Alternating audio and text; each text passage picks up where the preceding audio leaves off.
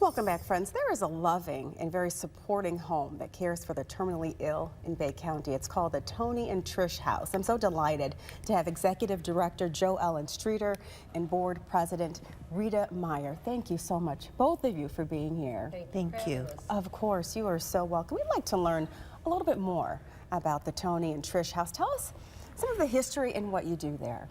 So the Toni and Trish House was established in March of 2008, and we leased the building for 10 years, and 5 years ago we purchased the building. So since that time, we have added 3 additional rooms. And we, one of the reasons I think we were invited here today was because of some remodeling we've done recently. Since then, we've put in a brand new big parking lot and then enlarged all of our doors in the building. That's awesome. Now, in the last 4 years, you've had to deal with a lot and endure the challenges with COVID and the pandemic, is that right? So how has that really impacted the house and the patients and the work that you do there? So when it first hit, we sent all of our volunteers home. So we had just opened as a 6-bedroom home on December 4th. So in the end of February, we went back to being a 3-bedroom. We let all of our volunteers go home, and we just ran that way until October. And then in October, we had sent almost 100 volunteers home.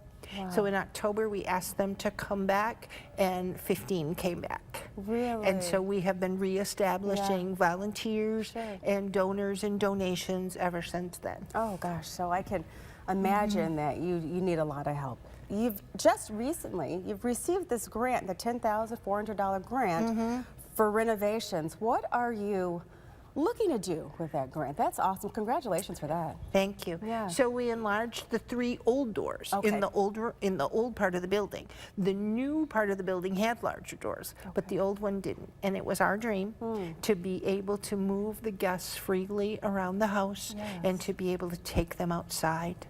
And that's, even today, we were able to take a guest outside. Oh, and it's such a beautiful day to get outside, and that's what they need, definitely, to be in the fresh spring air. You have a lot of volunteers, and you need more. Tell our friends out there, how can they volunteer and help you?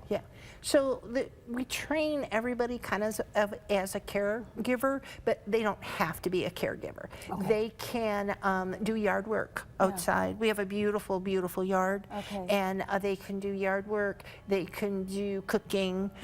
We have a group coming in, 2 groups coming in this month that are just going to cook for us, and we love that. We have something that people can cook. We do meal train, and every Friday somebody brings us a meal.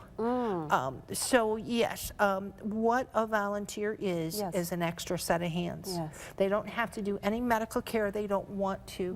They only have to assist the paid caregiver. That's so nice. I'm sure just being there, I'm sure would do so for your patients to have people just around them that are concerned. And you provide also end-of-life care, but also grief support groups and children's grief center too. Yeah, we don't, that one separated off from us. So they do it on their own, but they work with us. They work with you, So for people out there that want to contact you and they want more information, what would you say? I would say you can call, or you can email trishhouse at gmail.com or call the house at 989-662-6400.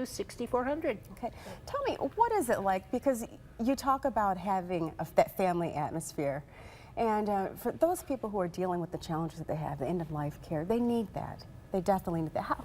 I know you've seen the difference in the patients and families. I just wanted to tell you a quick story about how I got involved. Please. Because it involves the studio. The way I got involved in 2010, Katie O'Mara invited me to the Toni and Trish annual fundraiser, and that's how I got pulled in. And you've been doing it ever since. That's a great story. Thank you for doing that. Well, thank you so much for what you do. We do appreciate that, and I know all the patients there and the families, I'm sure, have told you. It means a big difference. It makes a difference. We like to tell everyone we're their cousin on their mother's side they never knew they had. Beautiful. An extended family, we all need that. Thank you both for being here and telling us your stories. We appreciate you so much. And if you have any information on what you would like to see on our show, you can send them to us at WNEM-4pmnews@WNEM.com. Just use the subject 4 p.m. News Spotlight.